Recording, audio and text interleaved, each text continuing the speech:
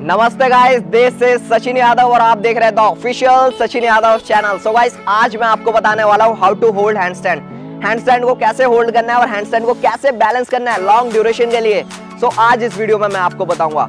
So guys, वैसे तो मैंने हैंडस्टैंड की पूरी वीडियो 26 मिनट की ऑलरेडी एक मैंने डाल रखी है। अगर आपने ना देखी हो तो आप जाके पहले उसे चेक करें, जिसमें मैंने बताया कि हैंडस्टैंड को कैसे स्टार्ट करना है, हैंडस्टैंड की कौन सी बॉडी अलाइनमेंट होती है, हैंडस्टैंड में कौन कौन सी मसल्स वर्क करती है, एवरीथिंग अबाउट हैंडस्टैंड। वो मैंने एक वीडियो पहले ही डाल रखी, तो आप जाके उसे चेक करिए और मुझे बताइए कि कैसी लगी। और गाइस, आज इस वीडियो में जो मैं टॉपिक क्लियर करूंगा वो है हाउ टू होल्ड हैंडस्टैंड। तो गाइस, 3 इंपॉर्टेंट चीज बताऊंगा जो कि आपकी हैंडस्टैंड को होल्ड करने में मदद करेगी, और 2 प्रोग्रेशन एक्सरसाइज बताऊंगा। वीडियो को पूरी देखना ताकि आप कोई भी इंफॉर्मेशन स्किप ना करें।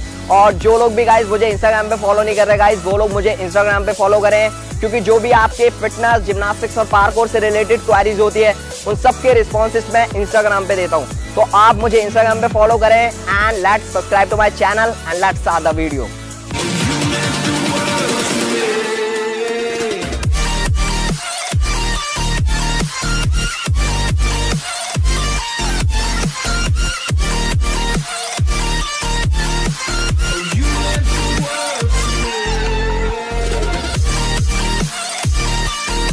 So guys, जैसा कि मैंने आपको पहले ही बता रखा है कि हैंडस्टैंड इज आइसोमेट्रिक मूवमेंट। और आइसोमेट्रिक मूवमेंट क्या होता है गाइस? आइसो मींस होता है सेम और मेट्रिक मींस होता है लेंथ। यानी कोई ऐसा मूवमेंट आप परफॉर्म कर रहे हैं जिस मूवमेंट में मसल की लेंथनिंग तो नहीं हो रही, लेकिन उस मसल में टेंशन जरूर है। तो इसी प्रकार हम जब हैंडस्टैंड करते हैं तो हमारी मसल्स में टेंशन रहती है लेकिन उसकी लेंथनिंग नहीं होती। तो उस मूवमेंट को परफॉर्म करने में डिफरेंट जितनी भी सपोर्टिव मसल्स होती है उस मूवमेंट को परफॉर्म करने में हमारी हेल्प करती है। तो इसी प्रकार से हम हैंडस्टैंड को परफॉर्म कर पाते हैं। सो आइए अब हम उन 3 प्रैक्टिकल टिप्स की बात करते हैं जो कि हम हैंडस्टैंड में यूज करेंगे। सो आइए लेट्स स्टार्ट। गाइस, यहाँ पे हैंडस्टैंड को होल्ड करने के लिए हमारी जो पहली टिप्स है वो है centre of gravity and base of support.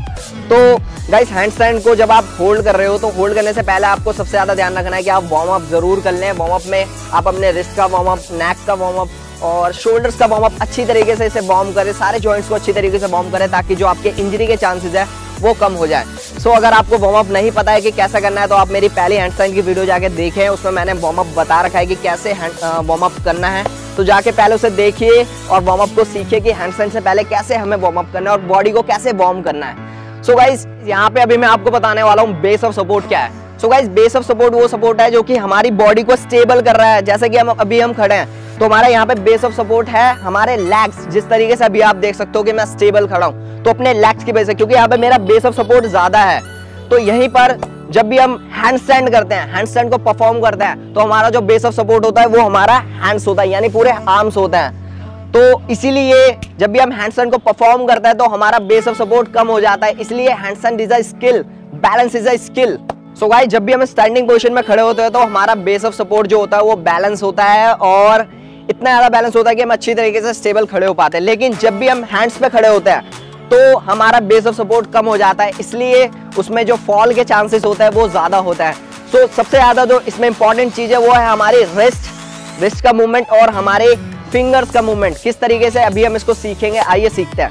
So guys, अभी हम हैंडस्टैंड को होल्ड करते हैं तो देखिए अभी जो मेरा बेस ऑफ सपोर्ट है वो मेरे आर्म्स, रिस्ट और मेरी फिंगर्स हैं। तो यहाँ पे मैं बेस ऑफ सपोर्ट क्यों बोला, बहुत लोग क्या करते हैं जब वो हैंडस्टैंड को स्टार्ट कर रहे हैं तो वो फिंगर्स को ऐसे जोड़ के रखते हैं, यानी कि ज्वाइन करके रखते हैं। तो जब भी आप हैंडस्टैंड को करो तो इसे स्प्रेड कर दो इस तरीके से और ग्राउंड को ग्रैप्स करो इस तरीके से। जब भी आप हैंडस्टैंड को स्टार्ट कर रहे हो तो ये आपकी स्टार्टिंग पोजीशन इस तरीके से होनी चाहिए। और जब आप स्टार्ट करो तो पोजीशन को इस तरीके से रखो ताकि आप हैंडस्टैंड को प्रॉपर्ली स्टार्ट कर पाओ।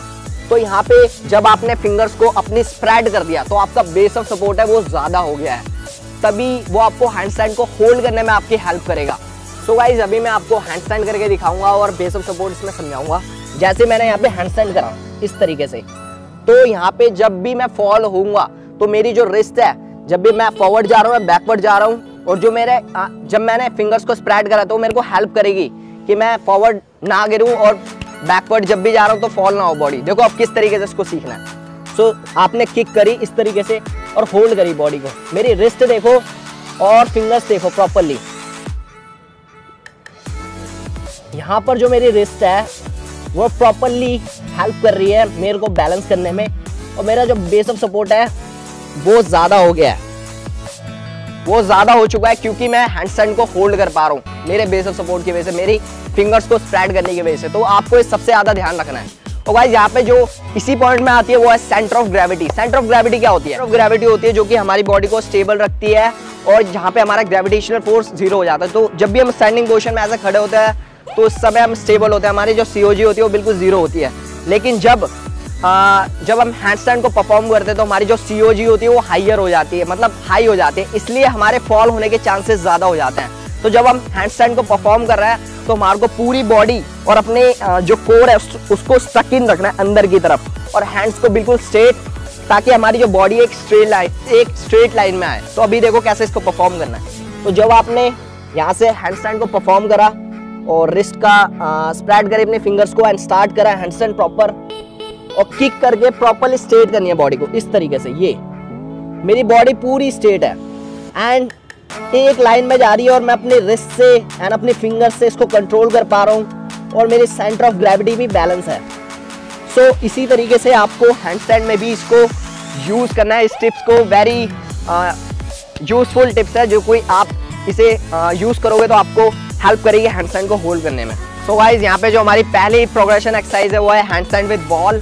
वॉल पे जब हम हैंडस्टैंड को परफॉर्म करेंगे तो अपने एक लेग को वॉल पे लगा के रखना है और दूसरा जो हमारा लेग होगा उसको हवा में रखना है। देखो अभी मैं आपको दिखाऊंगा कैसे इसे स्टार्ट करना है। जब आपने अपने हैंड्स को यहाँ ग्राउंड पे टच कर दिया, टच करने के बाद किक करनी है और क्लोज जाना है, जितना क्लोज जा सको। क्लोज करने के बाद एक लेग ऐसे स्विच करना है एंड होल्ड करने की कोशिश करना है।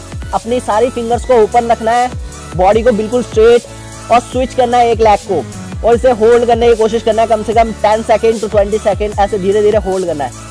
इसी तरीके से दूसरा लेग भी ऐसे स्ट्रेट करना है और स्विच करना है लेग को, और टोस फुट रखना है, पूरी बॉडी स्ट्रेट होनी चाहिए एंड होल्ड, पूरी पोजीशन होल्ड होनी चाहिए। इसी तरीके से मेरे एल्बो स्ट्रेट है, मेरी जो फिंगर्स है वो स्प्रेड हो रखी है।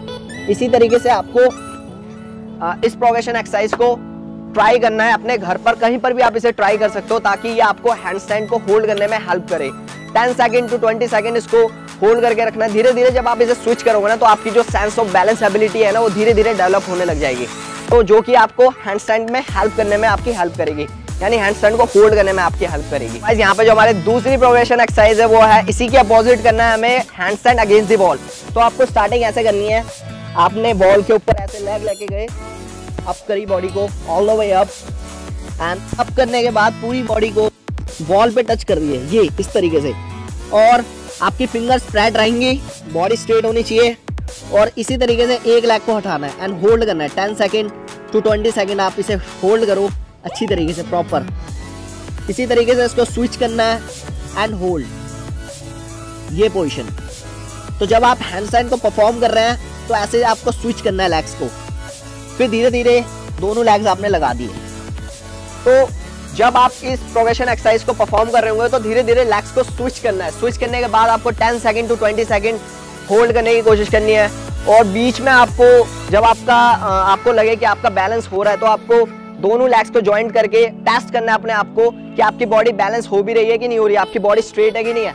तो जब आप अपने दोनों लेग्स को टच कर देंगे, स्ट्रेट कर देंगे बॉडी को, तो आपको पता लगेगा कि आपकी जो बैलेंस एबिलिटी है वो कितनी है, यानी हैंडस्टैंड को होल्ड करने में। तो गाइस जैसा कि आपने अभी 2 प्रोग्रेशन एक्सरसाइज सीख लिए है कि हैंडस्टैंड विद बॉल की आपको स्ट्रेट करके कैसे स्विच करना है लेग को एंड होल्ड करना है 10 टू 20 सेकेंड, जो कि आपके सेंस ऑफ बैलेंस एबिलिटी को टेस्ट करेगी और आपको पता लगेगा कि आप कितना हैंडस्टैंड को होल्ड कर पा रहे हैं। तो गाइस इस एक्टिविटी को आपको घर पे फॉलो करना है ताकि आप हैंडस्टैंड को प्रॉपरली होल्ड कर पाएं और सीख पाए कि कैसे होल्ड होता है हैंडस्टैंड। तो गाइस अभी यहाँ पे मैं आपको दूसरी इंपॉर्टेंट टिप्स देने वाला हूँ, वो है एलिवेशन इन डिप्रेशन, जो कि बहुत लोगों को अभी नहीं पता है कि हैंडस्टैंड में हमारी कितनी इंपॉर्टेंट चीज है और कैसे ये रोल अदा करती है हैंडस्टैंड में। तो गाइस जब भी हम हैंडस्टैंड को परफॉर्म करते हैं तो जो हमारी शोल्डर यानी जो हमारी स्कैपुला मसल्स है इस तरीके से हमें एलिवेटेड रखनी चाहिए हमेशा से, इस तरीके से। तो गाइस जब भी हम, बहुत लोग मिस्टेक्स क्या करते हैं, जब वो हैंडस्टैंड को परफॉर्म करते हैं तो अपनी जो स्कैपुला मसल्स को नीचे डिप्रेशन करके रखते हैं। तो हमारी जो स्कैपुला का जो फंक्शन है वो है एलिवेशन एंड डिप्रेशन। तो जब भी हम हैंडस्टैंड को परफॉर्म कर रहे हैं तो हमें एलिवेशन रखना है, इस तरीके से अपवर्ड पोजीशन रखनी है, अपनी स्कैपुला मसल्स को स्ट्रेट करके रखना है ऊपर की तरफ। तो गाइस जब भी आप हैंडस्टैंड को ट्राई कर रहे हो तो अपनी स्कैपुला मसल्स को अपवर्ड रखो, ताकि जो आपको हैंडस्टैंड को होल्ड करने में आपकी हेल्प करे। देखो अब हम इसे कैसे सीखेंगे अगेंस्ट द बॉल। जब आपने हैंडस्टैंड को परफॉर्म करा और अपने दोनों लेग्स को ऑल द वे अप लेके गए, पूरी बॉडी स्ट्रेट कर दी, तो ऐसे डिप्रेस करके रखना है बॉडी को। ये मेरे शोल्डर मसल्स देखिए, स्कैपुला मसल्स देखिए किस तरीके से मैंने इन्हें अप कर रखा है। बहुत लोग डाउन कर देते हैं तो उनका जो बैलेंस है वो डाउन होने लग जाता है और डिसबैलेंस होने लग जाती है बॉडी। तो आपको स्ट्रेट करके रखनी है बॉडी इस तरीके से एंड स्कैपुला मसल्स को अपवर्ड रखना है। सो गाइस, जब भी आप हैंडस्टैंड को परफॉर्म कर रहे हो तो अपने स्कैपुला मसल्स को अपवर्ड करके रखें, जो कि आपकी हैंडस्टैंड को होल्ड करने में और हेल्प करेगी। यहाँ पे जो हमारा तीसरा सबसे इंपॉर्टेंट पॉइंट है वो है consistency and practice. So guys, जब तक आप किसी भी चीज की अच्छी तरीके से प्रैक्टिस नहीं करोगे और कंसिस्टेंट नहीं रहोगे तो आप किसी भी स्किल को अचीव नहीं कर पाओगे। तो आपको इसी तरीके से हैंडस्टैंड में भी करना है। तो जब आपने COG को सीख लिया है, BOS को सीख लिया है यानी centre of gravity and base of support को सीख लिया है, और उसके बाद 2 प्रोग्रेशन एक्सरसाइजेस कर ली हैं, एलिवेशन डिप्रेशन आपको समझ आ गया। तो भाई इसी तरीके से आपको हैंडस्टैंड की प्रैक्टिस करनी है विदाउट बॉल। अगर आपके साथ कोई सपोर्टर है, आपको कोई फ्रेंड है, तो उसे अपने दोनों लेग्स को पकड़वाना है ताकि आप हैंडस्टैंड कर सको। अगर नहीं है कोई भी तो आप खुद भी ट्राई कर सकते हो, लेकिन उसमें आपको ध्यान रखना है कि आपकी बॉडी स्ट्रेट होनी चाहिए और आपको अपने रिस्ट का यूज कैसे करना है, अपने फिंगर्स का यूज कैसे करना है, बॉडी को कैसे स्ट्रेट रखना है, सेंटर ऑफ ग्रेविटी को कैसे समझना है, उस चीज का आपको ध्यान रखना है, एलिवेशन डिप्रेशन को कैसे करना है, उस चीज का आपको ध्यान रखना है। तो जब आप प्रैक्टिस कर रहे हो तो आपने हैंड प्लेसमेंट करी ग्राउंड पर एंड किक करी, किक करने के बाद इस तरीके से प्रैक्टिस करनी है। होल्ड, कोई बात नहीं, 1 सेकंड 2 सेकंड होल्ड हो रहा है, कोई बात नहीं, ये ही धीरे धीरे डेवलप होती है। तो उसी तरीके से आपने दोबारा से ट्राई करा, 1 2 3 4 5। सो धीरे धीरे होल्ड होगी आपकी। जब भी आप हैंडस्टैंड करोगे तो धीरे धीरे आपका हैंडस्टैंड होल्ड होने लग जाएगा। 5 सेकंड 10 सेकंड 20 सेकंड, क्योंकि practice makes an human perfect, आपको सबको पता है। तो जितनी आप प्रैक्टिस करोगे, जितना आप कंसिस्टेंट रहोगे, यानी रोजाना प्रैक्टिस करोगे, day by day, week by week, month by month, year by year, तो आपका हैंडस्टैंड जो है वो इंप्रूव होगा। तो आपको कंसिस्टेंट रहना है और आपको रेगुलर प्रैक्टिस करनी है। ऑलराइट गाइस, ये थी मेरी पूरी video, how to hold handstand, handstand को कैसे होल्ड करना है उसके ऊपर। सो गाइस, आपको सबसे ज्यादा ध्यान रखना है वो है COG एंड BOS पे, यानी centre of gravity and base of support पे, यानी अपने रिस्ट का यूज करना है, अपने फिंगर्स का यूज करना है हैंडस्टैंड को होल्ड करने में।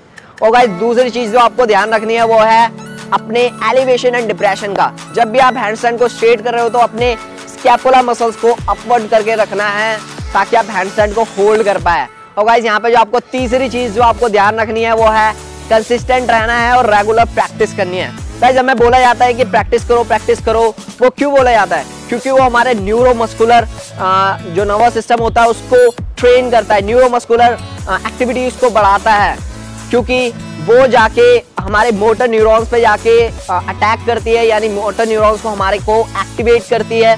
जब मोटर न्यूरॉन्स एक्टिवेट होते हैं तो हमारे मसल फाइबर्स जो है वो जाके इंगेज होता है, वो भी एक्टिवेट होता है। एक्टिवेट होने के बाद वो हमारी स्ट्रेंथ इंप्रूव करने में हमारी हेल्प करता है। तो वही चीज प्रैक्टिस करते हैं, जब भी हम रेगुलर प्रैक्टिस करते हैं तो हमारी स्ट्रेंथ डेवलप होती है और जो सेंस ऑफ बैलेंस एबिलिटी है वो डेवलप होती है। सो गाइस, आई होप कि आपको वीडियो अच्छी लगी होगी, और आपको कुछ भी अगर समझ ना आया हो तो मुझे कमेंट सेक्शन में जरूर बताएं। मैं आपको इससे रिलेटेड और भी जो इन्फॉर्मेशन होगी मैं आपको बताऊंगा। और गाइस, जो भी आप प्रोग्रेशन एक्सरसाइजेस कर रहे हो तो आपको इसको 20 से 30 सेकंड होल्ड करने की कोशिश करनी है। और अकेले ट्राई कर रहे हो तो अकेले ट्राई करने से पहले आपको एग्जिट का ध्यान रखना है कि आप साइड में फॉल हुए, कभी भी फॉरवर्ड फॉल ना हुए। तो गाइस, वीडियो आपको अच्छी लगी होगी, और अच्छी लगी तो गाइस वीडियो को लाइक करें, चैनल को सब्सक्राइब करें एंड वीडियो को शेयर करें ताकि सब हैंडस्टैंड को सीख सके। And good bye.